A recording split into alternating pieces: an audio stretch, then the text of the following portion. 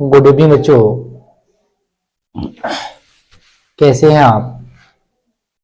उम्मीद करते हैं सभी बच्चे स्वस्थ और ठीक होंगे।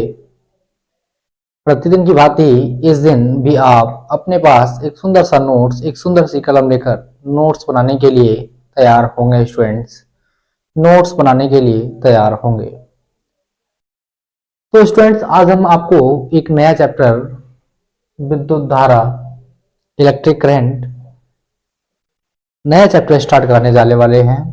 बहुत ही मोस्ट इम्पोर्टेंट चैप्टर है। इसमें हमारे पास क्या होगा स्टूडेंट, छोटे छोटे डेरिवेशन होंगे, छोटे छोटे फार्मूले होंगे जो कि एग्जाम में प्रॉपरली पूछे जाते हैं। तो स्टूडेंट्स, इस चैप्टर को हम विस्तार से पढ़ेंगे। अभी हमने जो हमारा दूसरा चैप्टर है, विद्युत विभव और धारिता, उसको हमने समाप्त किया है। और हमारे पास तीसरा चैप्टर है विद्युत धारा। विद्युत धारा, और इसमें सबसे पहले हम बात करेंगे विद्युत धारा की। विद्युत धारा क्या होती है, इसके बारे में हम विस्तार से बात करेंगे। विद्युत धारा क्या होती है, कैसे प्रवाहित होती है, उसके द्वारा हम क्या करेंगे, विद्युत धारा के बारे में डिटेल में चर्चा करेंगे। उससे पहले हम ये बात करेंगे, विद्युत धारा से पहले ये बात करेंगे कि विद्युत धारा किन किन में प्रवाहित होती है। ऐसे कौन कौन से सबस्टेंस हैं, ऐसे कौन कौन से पदार्थ हैं जिनमें विद्युत धारा प्रवाहित होती है। तो स्टूडेंट, विद्युत धारा पर चर्चा करने से पहले हम कुछ ऐसे सबस्टेंस के बारे में बात करेंगे जिनमें विद्युत धारा प्रवाहित होती है, एक वो, और जिनमें नहीं होती है, और एक ऐसे होते हैं जिनमें प्रवाहित की जा सकती है। तो सबसे पहले हम बात करेंगे स्टूडेंट चालक की। चालक यानी कंडक्टर।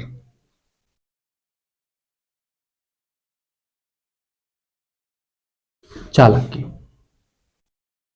दूसरे नंबर पर बात करेंगे हम अचालक की,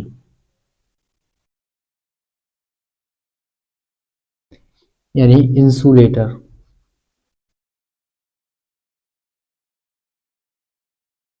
और तीसरे नंबर पे बात करेंगे हम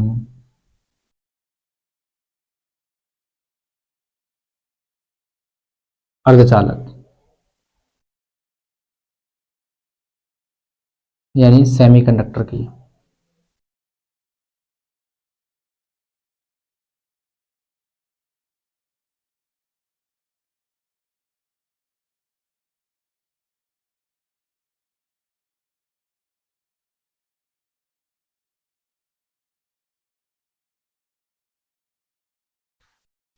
तो सबसे पहले बात करते हैं हम चालक। जनरली हमारे पास चालक की हमें ये डेफिनेशन पता है कि ऐसे पदार्थ या ऐसे सबस्टेंस जिसमें धारा प्रवाहित होती है वो चालक कहलाते हैं।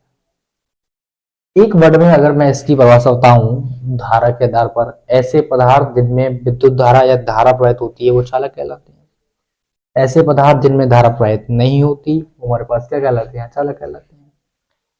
अर्धचालक किसे कहते हैं, ऐसे पदार्थ जिनमें जिनकी चालकता चालक से कम और अचालक से क्या हो, अधिक हो। चालकता का तात्पर्य वे पदार्थ जिनमें धारा प्रवाहित होती है वो चालक कहलाते हैं, और जिन पदार्थों में धारा प्रवाहित होने का जो गुण है वो क्या कहलाता है, चालकता कहलाता है। तो जिन पदार्थों की चालकता चालक से कम और चालक से ज्यादा हो उन्हें क्या कहते हैं, अर्धचालक कहते हैं। अब पहला क्वेश्चन ये आता है कि चालक में आखिरकार धारा प्रवाहित क्यों होती है। चालक में आखिरकार धारा प्रवाहित क्यों होती है, किस कारण से चालक में धारा प्रवाहित होती है। तो स्टूडेंट, इसका एक रीजन है कि चालक में क्या होते हैं, अधिक संख्या में मुक्त इलेक्ट्रॉन, मुक्त मतलब फ्री इलेक्ट्रॉन, मुक्त इलेक्ट्रॉन होते हैं, यानी फ्री इलेक्ट्रॉन। फ्री इलेक्ट्रॉन्स होने के कारण, फ्री इलेक्ट्रॉन होने के कारण क्या होता है, चालक में धारा प्रवाहित होती है। अचालक में धारा प्रवाहित क्यों नहीं होती, क्योंकि इसमें क्या होता है, फ्री इलेक्ट्रॉन होते नहीं है।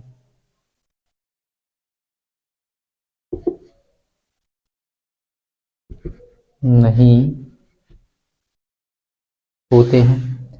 अर्धचालक में क्या होती है, अर्धचालक में जब हम डोपिंग करते हैं और डोपिंग के द्वारा क्या होते हैं, इसमें करंट का मैकेनिज्म करते हैं, करंट का फ्लो का जो पूरा मैकेनिज्म है, पूरा क्रियाविधि है, उसके बारे में बात करते हैं।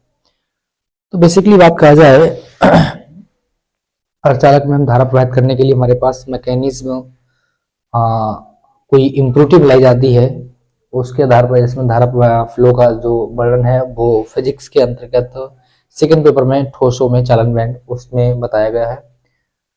तो अचालक हमारे पास कौन कौन से पदार्थ होते हैं स्टूडेंट, जैसे रबड़ है, मोम है, कांच है, कागज है, ये सारे हमारे पास क्या है, लकड़ी है, कागज है, मोम है, कांच है, ये सारे हमारे पास क्या है, चालक है। चालक हमारे पास क्या है, देखो चालक हमारे पास सबसे अच्छा चालक यानी सबसे अच्छा कंडक्टर हमारे पास क्या है, चांदी है। चांदी के बाद हमारे पास सबसे अच्छा कंडक्टर हमारे पास क्या है, कॉपर है। कॉपर के बाद सबसे अच्छा हमारे पास क्या है, सोना है। फिर एल्यूमिनियम है, फिर आयरन है, फिर इसके बाद सबसे अच्छा कंडक्टर हमारे पास क्या है, चांदी है। उसके बाद कॉपर है, फिर एल्यूमिनियम है, फिर वो सॉरी आय सोना है, फिर एल्यूमिनियम है। तो ये हमारे पास इसका क्रम है। तो ये क्रम आपको पता होना चाहिए स्टूडेंट्स। अर्धचालक हमारे पास कौन से हैं, जर्मेनियम, सिलिकॉन से हैं, ये सभी हमारे पास क्या है स्टूडेंट, अर्धचालक।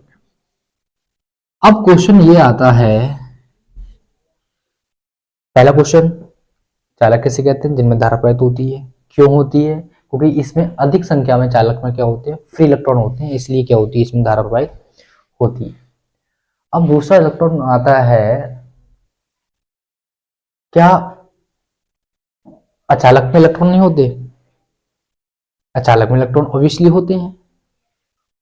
ऑब्वियसली जो अचालक है यानी कि इंसुलेटर है, इसमें भी हमारे पास इलेक्ट्रॉन प्रेजेंट होते हैं। बस इसमें इसके इलेक्ट्रॉन और इसके इलेक्ट्रॉन में इतना डिफरेंस है कि इसके इलेक्ट्रॉन क्या होते हैं, जो हमारे पास परमाणु है, अचालक का जो परमाणु है, परमाणु के जो कक्षाएं होती हैं, परमाणु की जो हमारे पास नाभिक है, नाभिक के चारों ओर क्या होती हैं, कक्षाएं होती हैं।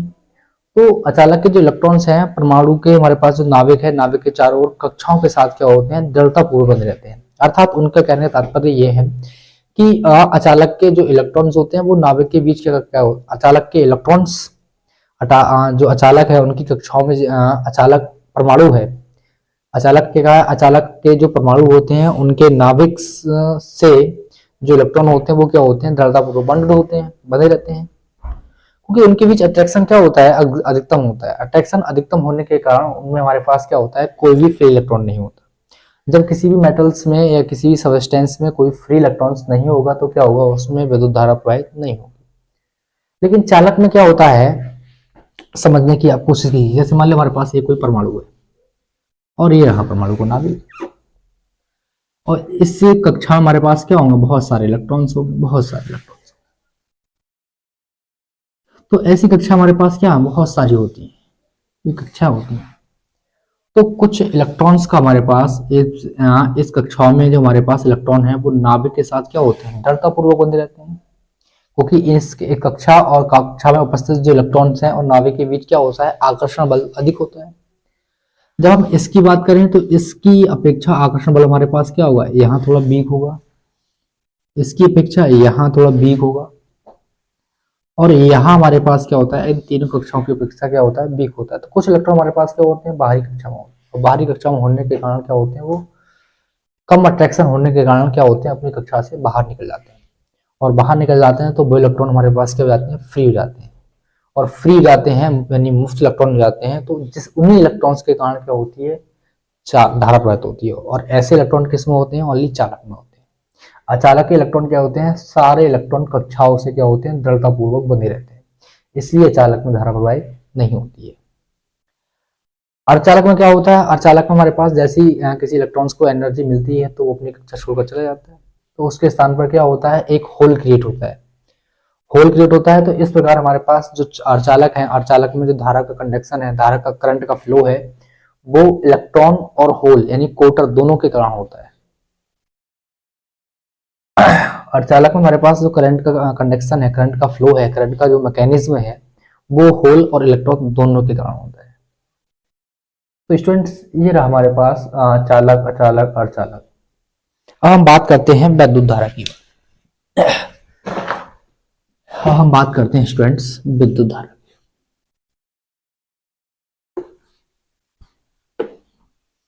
हम बात करते हैं इलेक्ट्रिक करंट की।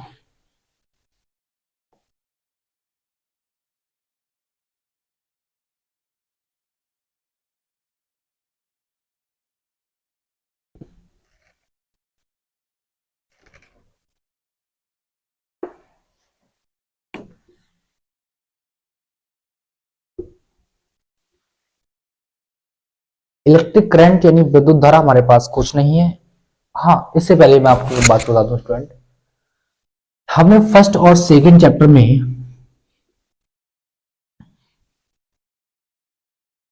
हमने फर्स्ट और सेकंड चैप्टर में जो पढ़ा था उस समय हमारे पास क्या था, स्थिर वैद्युत था, यानी चार्ज क्या था, कांस्टेंट वेलोसिटी से मूव कर रहा था। चार्ज हमारे पास कैसा था, स्थिर था, यानी उसका वेग हमारे पास कैसा था, जीरो था। यानी पहले चैप्टर हमारे पास जो चार्ज था, चार्ज की वेलोसिटी क्या थी, जीरो थी, स्थिर था, कांस्टेंट था। लेकिन हम तीसरे चैप्टर में पढ़ रहे हैं तो चार्ज की हमारे पास क्या होगी, कुछ ना कुछ वेलोसिटी होगी, और वेलोसिटी हमारे पास कैसी है, एक समान वेलोसिटी है। कैसी है हमारे पास, यूनिफॉर्मली वेलोसिटी है। वैद्युत धारा के अंतर्गत जो भी हम पढ़ेंगे उसमें हमारे पास चार्ज की जो वेलोसिटी है वो कैसी है स्टूडेंट, यानी आवेश की जो हमारे पास वेग है वो कैसा होगा, एक समान वेग। ये बात आप ध्यान रखें। और पहले और दूसरे चैप्टर हमारे पास चार्ज का वेग क्या था, जीरो था, यानी कांस्टेंट था। हाँ स्टूडेंट, इसमें हम बात करने वाले हैं वैद्युत धारा। वैद्युत धारा क्या है, एक प्रकार के आवेश की माप है। आवेश का इधर से इधर जाना, आवेश का इधर से इधर जाना, इधर से उधर जाना, तो हमारे पास क्या है, आवेश का एक स्थान से दूसरे स्थान पे जाना, वो क्या है, आवेश की माप है।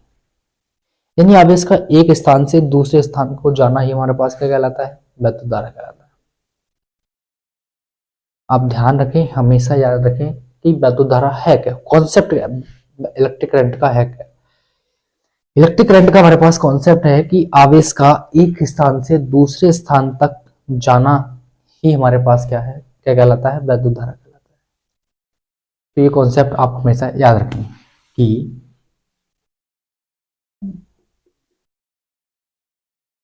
आवेश का एक स्थान से दूसरे स्थान तक, दूसरे स्थान तक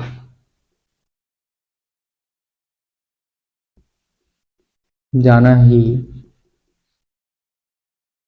वैद्युत धारा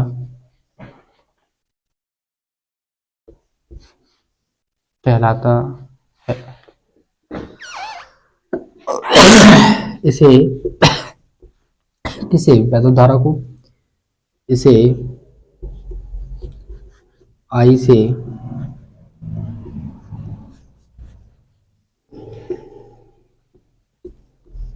प्रदर्शित करते हैं।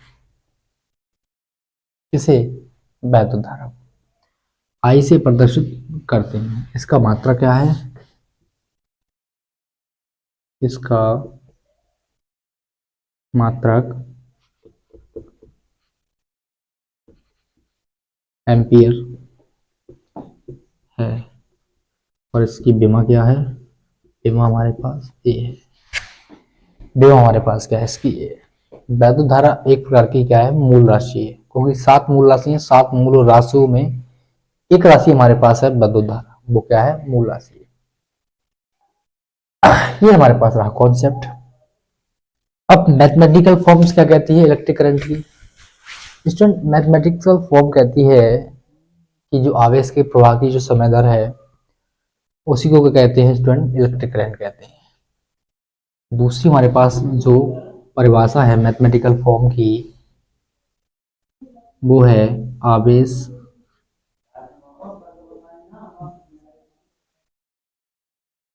के प्रवाह की समय दर को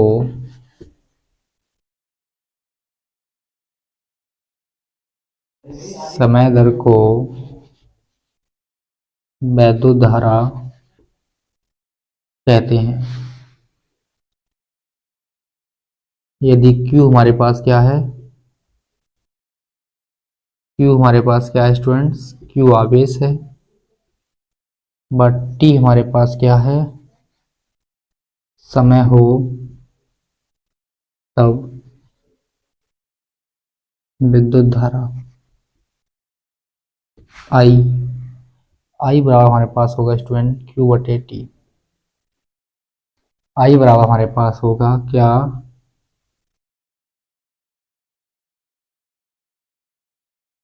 Q बटे T। तो हमारे पास I बराबर होगा स्टूडेंट हमारे पास क्या, Q बटे T।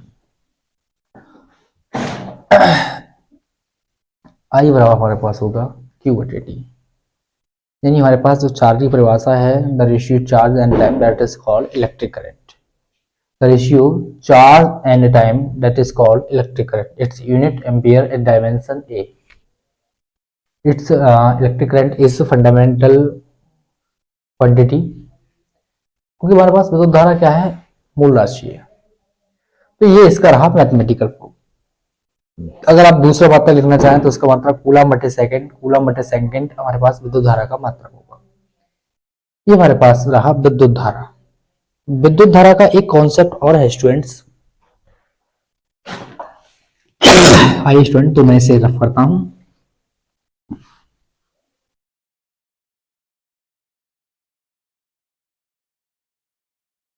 इलेक्ट्रिक करंट का एक कॉन्सेप्ट और है स्टूडेंट्स हमारे पास,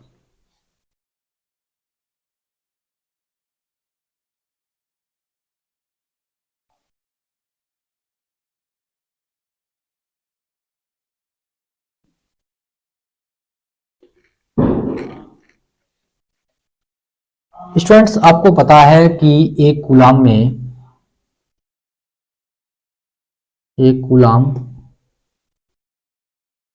आवेश में n बराबर 6.25 10 की पावर 18 इलेक्ट्रॉन होते हैं।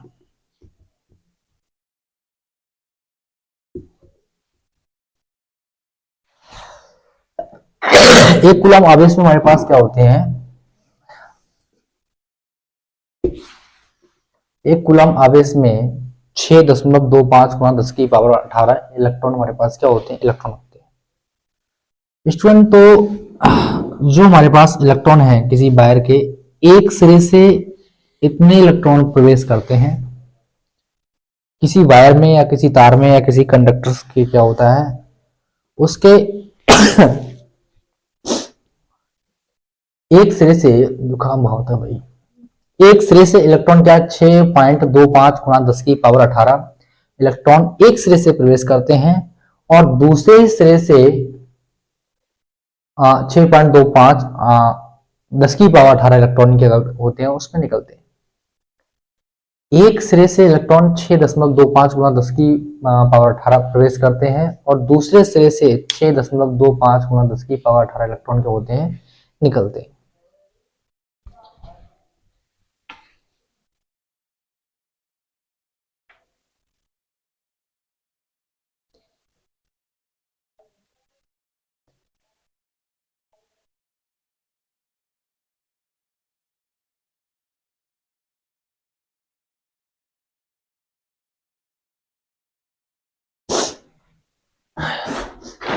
तो स्टूडेंट्स कि हमारे पास जो इलेक्ट्रॉन है वो एक सिरे से प्रवेश करते हैं और दूसरे सिरे से निकल आते हैं, लेकिन जो इतने इलेक्ट्रॉन हमारे पास, इतने इलेक्ट्रॉन एक सेकंड में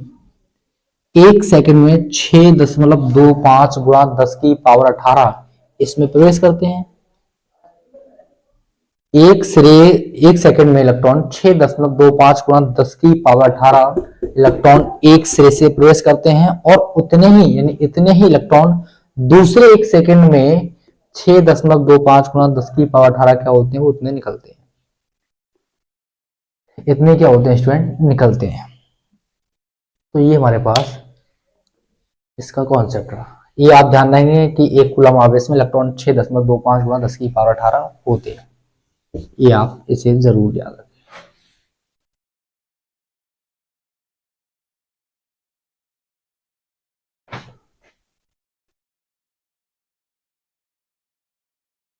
अब स्टूडेंट बात आती है कि करंट किस प्रकार की राशि है। करंट वेक्टर क्वांटिटी है या स्केलर क्वांटिटी है। वैद्युत धारा किस प्रकार की राशि है, सदिश राशि है, अदिश राशि है। तो लिखते हैं वैद्युत धारा, ये बहुत चर्चा में है। वैद्युत धारा क्या है, बहुत चर्चा में है। कोई बच्चे कहते हैं कि इलेक्ट्रिक करंट हमारे पास सदिश राशि है यानी वेक्टर क्वांटिटी है, कुछ कहते हैं इलेक्ट्रिक करंट स्केलर क्वांटिटी है यानी अदिश राशि है। तो स्टूडेंट क्लियर मैं बताऊं, वैद्युत धारा क्या है, ओनली 12th लेवल पर या फर्स्ट लेवल के लिए हमारे पास जो ऑप्शन है उसके अकॉर्डिंग वैसे बताऊं आपको, वैसे मैं आपको बताऊं स्टूडेंट, जो क्वांटिटी हमारे पास यानी राशियां हैं वो 3 प्रकार की होती है।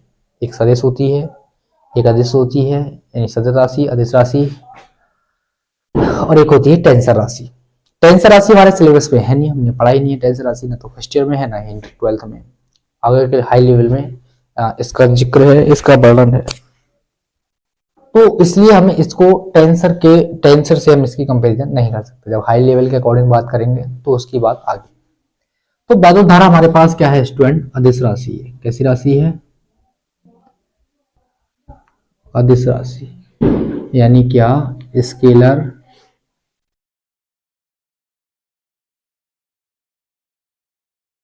क्वांटिटी है। वैद्युत धारा हमारे पास क्या है स्टूडेंट, अदिश राशि है यानी स्केलर क्वांटिटी है। आपने देखा होगा स्टूडेंट, इलेक्ट्रिक करंट के ऊपर वेक्टर भी होता है और जिसके ऊपर तीर लगा होगा वो सदिश राशि होती है, फिर भी अदिश राशि क्यों है। तो स्टूडेंट मैं आपको बताऊं, सदिश राशि उसे कहते हैं जिसमें दिशा भी हो परिमाण भी हो, उसे सदिश कहते हैं। अदिश उसमें कहते हैं जिसका परिमाण तो है लेकिन दिशा ना हो, उसे अदिश कहते हैं। लेकिन करंट एक ऐसी राशि है जिसमें दिशा भी होती है और परिमाण भी होता है। जिसमें दिशा भी हो परिमाण भी हो वो राशि हमारे पास क्या होती है, सदिश होती है। लेकिन करंट यानी वैद्युत धारा में दिशा भी है परिमाण भी है, फिर भी ये सदिश राशि नहीं है। क्यों, क्या रीजन है इसके पीछे। इसके पीछे स्टूडेंट हमारे पास एक बहुत इंपॉर्टेंट रीजन है कि जो वैद्युत धारा है वेक्टर क्वांटिटी यानी सदिश राशि इसलिए नहीं है क्योंकि ये योग के नियम, एडिशन लॉ, यानी कि जो हमारे पास करंट एडिशन लॉ है उसको हमारे पास क्या करती है, फॉलो नहीं करती है। वैद्युत धारा त्रिभुज के योग के नियम, चतुर्भुज के योग के नियम, उसके नियम को क्या करती है, ये जो वेक्टर हमारे पास चैप्टर है फर्स्ट ईयर में उसको पालन नहीं करती है। इसलिए वेक्टर हमारे पास, इसलिए वैद्युत धारा को अदिश राशि कहा गया है। और जो राशि, डिटेल में बात करते हैं, जो राशि जिनमें दिशा भी हो और परिमाण भी हो, लेकिन त्रिभुज के जो नियम है, सदिश नियम है, इसके योग का जो नियम है, वेक्टर एडिशन लॉ है, उसका जो पालन नहीं करते हैं वो राशि क्या होती है स्टूडेंट, टेंसर होती है। क्या होती है वो, टेंसर होती है। ना तो सदिश होती है और ना ही अदिश होती है, वो सीधे क्या होती है, टेंसर राशि होती है। लेकिन हमारे सिलेबस में टेंसर राशि को कहीं जिक्र नहीं है, तो इसलिए इसको अदिश राशि माना गया है। अगर आपके ऑप्शन में टेंसर हो, अदिश हो, सदिश हो और कोई भी राशि हो तो आप वरीयता किसे देंगे, आप टेंसर को देंगे। यदि हमारे पास टेंसर नहीं है, ओनली अदिश है, इसके अलावा और भी क्वांटिटी है हमारे पास, तो आप वरीयता है वो अदिश राशि को देंगे। अगर हमेशा ध्यान रखें, अगर उसमें टेंसर का ऑप्शन है तो करंट को आप टेंसर राशि कहेंगे। क्या कहेंगे आप, टेंसर राशि कहेंगे। तो स्टूडेंट करंट एक ऐसी राशि है जिसमें परिमाण भी होता है, दिशा भी होता है, फिर भी हमारे पास क्या है, अदिश राशि है, क्योंकि ये वेक्टर एडिशन का जो रूल्स है उसको फॉलो नहीं करती है। सदिशों के योग का नियम है उसको क्या करती है, पालन नहीं करती है, इसलिए इसे क्या है, अदिश राशि, अदिश है। और डीपली बात कहें तो इसे टेंसर राशि कहा गया। कैसे नहीं करती है, क्योंकि आपने पढ़ा है, ऐसे मान लो हमारे पास ये इस प्रकार से ये ए रहा, ये हमारे पास बी रहा, इसके बीच हमारे पास कोई कोण थीटा है। अगर यहाँ कोई आर रिलेटेड वेक्टर है तो इसका मान आप क्या लिखते थे, आपने पढ़ा होगा आर बराबर A square B square plus 2ab cos theta.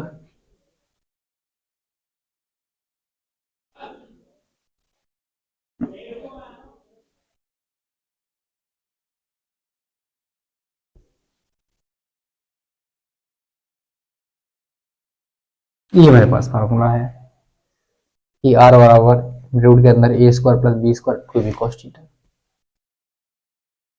जो क्वांटिटी इस रूल्स को पालन करते हैं वो हमारे पास सदिश होगी, एडिशन ला है, वेक्टर एडिशन ला। और जो राशि इस रूल्स को पालन नहीं करती हैं लेकिन उसमें डायरेक्शन और परिमाण होता है तो वो क्या होती है, टेंसर होती है। जैसे देख लेते हैं स्टूडेंट, जैसे मान लो हमारे पास करंट है, ये हमारे पास मान लो 30 अंश का कोई कोण है, यह हमारे पास 4 एम्पियर, यहाँ हमारे पास 3 एम्पियर। और इसको हल करने पर रूल्स के अकॉर्डिंग अगर ये सदिश राशि होती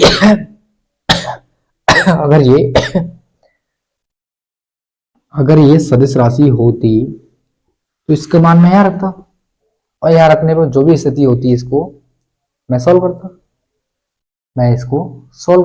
तो इसका कुछ ना कुछ क्या होता, मान होता। लेकिन अगर मैं इसे हल करता तो सारे मान इसमें रखता, ए का मान इतना मान लो, बी का मान ये मान लो, तुम्हारे पास 4 का वर्ग 16,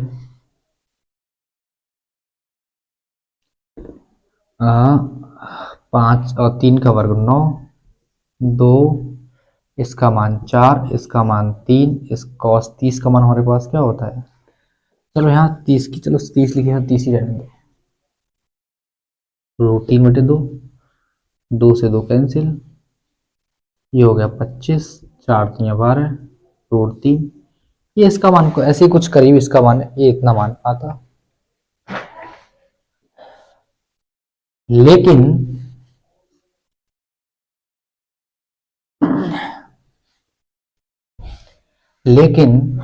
करंट क्या है, अदिश राशि है तो इसमें डायरेक्शन नहीं होगी, तो इसका मान 4 और 3 हमारे पास कितना होता है, 7 एम्पियर होता है।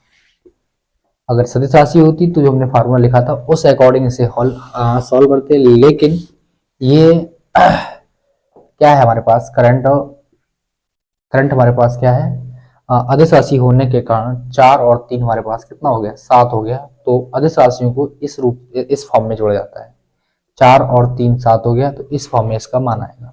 अगर ये वेक्टर क्वांटिटी होती तो इसका कुछ ना कुछ मान होता, अलग मान होता। तो इसलिए हमारे पास क्या है, जो करंट है, जो वैद्युत धारा है, वो त्रिभुज के योग का नियम यानी वेक्टर एडिशन लॉ है, जो सदिशों के योग का नियम है उसका पालन नहीं करती है, और पालन नहीं करती इसलिए हमारे पास क्या है, ये अदिश राशि है।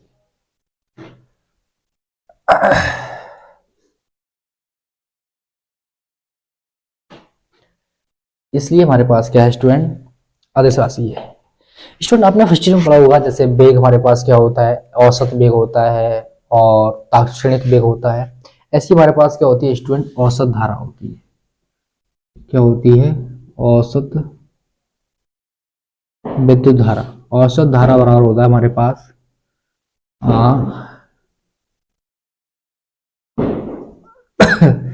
कुल आवेश बटे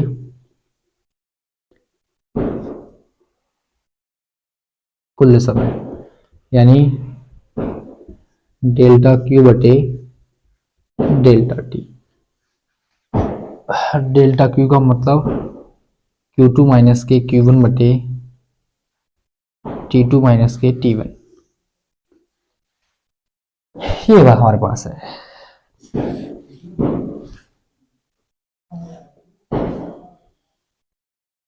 ये हमारे पास औसत धारा है, चाहे आप इससे मान निकाल लें एम्पियर, चाहे आप इससे मान निकाल लें एम्पियर। मान लें तो हमारे पास कोई फार्मूला है जिसमें Q बराबर हमारे पास टी स्क्वायर 2t प्लस के 1 में t बराबर 0 व t बराबर 2 पर विद्युत धारा ज्ञात कीजिए। विद्युत धारा पर औसत विद्युत धारा ज्ञात कीजिए। पहले आवेश निकालेंगे, किस पर निकालेंगे? पहले आवेश का मान निकालेंगे t बराबर 0 पर, यानी t बराबर 0 पर q का मान निकालेंगे तो हमारे पास 0 हो गया, 0 हो गया, t हमारे पास q बराबर कितना हो गया? सीधे इसे मान लो, हम इसे मान लेते हैं q1। जहां जहां 0 मान रख रहे हैं वहां उसे मान लेते हैं, t का मान 0 रखते हैं उसे क्या मान लेते हैं? q1। ये 0 हो गया, ये 0 हो गया, हमारे पास क्या आया? 1 आया, यानी 1 कूलम। और जहां हम t की जगह 2 रखेंगे उसे क्या मान लेंगे? q2 मान लेंगे। ये 2 मान रखा, 2 का वर्ग हमारे पास 4 हो गया, 2 दूनी 4 हो गया, प्लस का 1, ये हमारे पास हो गया 9 कूलम। सारे मान उसमें रखेंगे तो I बराबर हमारे पास Q2 का मान हमारे पास 9 हो गया, इसका मान हमारे पास कितना हो गया? 1 हो गया, और इसका मान हमारे पास कितना है? 2 है, माइनस T1 का मान हमारे पास कितना है? इसे मान लो T2, इसे मान लो T1।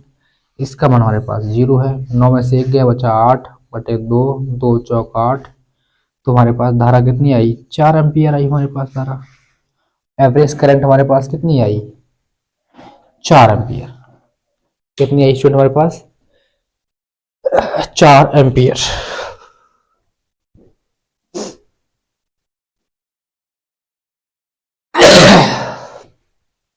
तो स्टूडेंट आइए से मैं अब रफ करता हूं।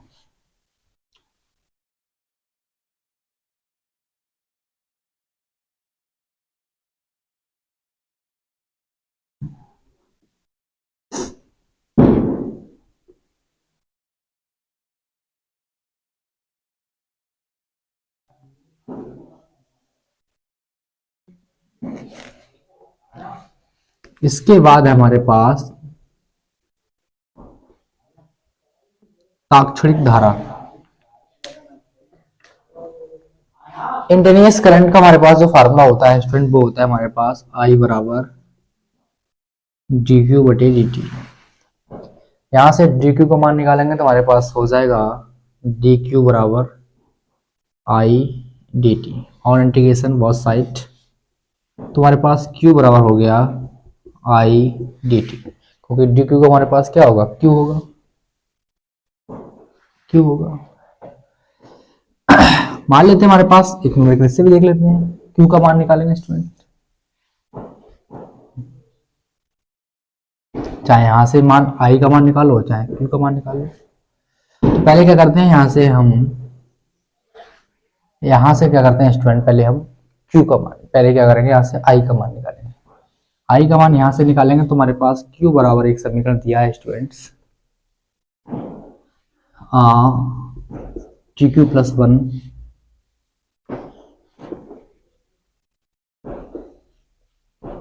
q बराबर tq प्लस 1 पर t बराबर 0, t बराबर 1 पर tq प्लस 1 पर t बराबर 1 के लिए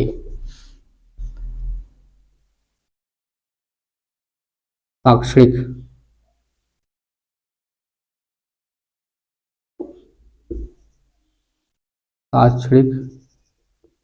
धारा ज्ञात कीजिए। याद करेंगे तो हमारे पास I बराबर है dq बटे dt,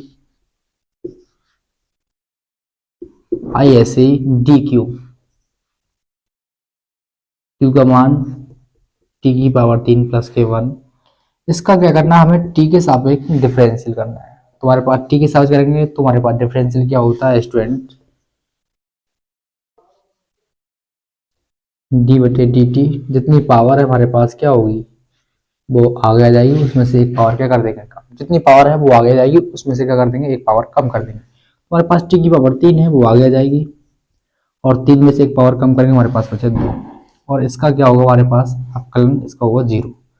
तो आपको t की जगह क्या रखना है, इसमें 1 रखना है। 1 रखेंगे तो 3, 1 का स्क्वायर, t की जगह 1, 1 का स्क्वायर 3 एकम 3, तो हमारे पास I बराबर आई बराबर हमारे पास आया 3 एकम 3 एम्पियर। तो इस प्रकार से मान निकालेंगे। अगर हमारे पास कोई सवाल इसमें करंट की वैल्यू दी हो, यहाँ तो हमसे करंट निकलवा ली, लेकिन यहाँ अगर हमारे पास करंट की वैल्यू दी हो और हमसे क्या पूछे, बोले बताइए चार्ज कितना है, तो चार्ज कैसे निकालेंगे स्टूडेंट्स, आइए इसके बारे में भी चर्चा करते हैं।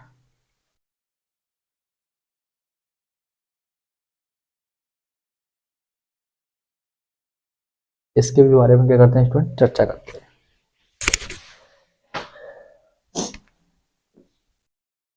मान लेते हैं आई बराबर हमारे पास है स्टूडेंट्स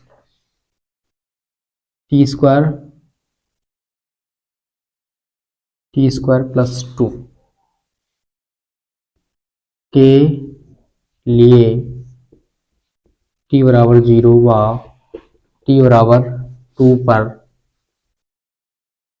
आवेश ज्ञात कीजिए। क्या निकालना हमें, आवेश ज्ञात करो या कीजिए, बातें कीजिए। सारा मान उस पर रखेंगे। लिमिट हमारे पास क्या होगी स्टूडेंट, लिमिट 0 से 2 होगी। क्या होगी लिमिट हमारे पास, इसे मान लो आप T2, इसे मान लो T1। तो लिमिट हमारे पास क्या होगी स्टूडेंट, T2 से T1। T1 का मान हमारे पास कितना है, 0 है, और T2 का मान हमारे पास कितना है, 2 है। I का मान हमारे पास कितना है, t की पावर 2 और 2 इंटू डी टी। इसका डिफरेंशियल करेंगे, हमारे इंटीग्रेशन करेंगे, t की पावर 3 का हमारे पास इंटीग्रेशन क्या होगा, t की पावर n का, जितनी पावर है उसमें एक जोड़ देंगे, जितनी पावर है उसमें एक जोड़ देंगे, और नीचे जितनी पावर है पावर में एक जोड़ देंगे, n+1 n प्लस टी की पावर n का हमारे पास इंटीग्रेशन होगा, जितनी पावर है उसमें एक जोड़ देंगे, और हर में हमारे पास पूरी जो पावर है n+1 उसको लिख देंगे।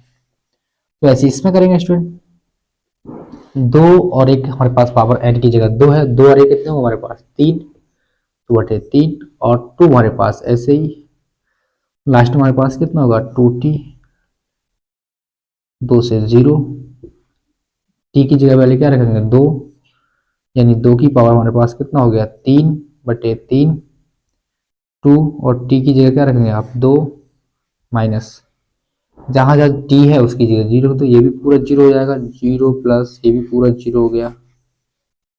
2 की पावर 3 का मतलब 8/3, ये हो गया 4, 3 चौक 12, 12 और 8 20/3 कूलाम, 20/3 कूलाम हमारे पास क्या है स्टूडेंट, ये हमारे पास इसका मान आता है। तो ये रहा स्टूडेंट हमारे पास वैद्युत धारा, जिसके बारे में हमने डिटेल में चर्चा की।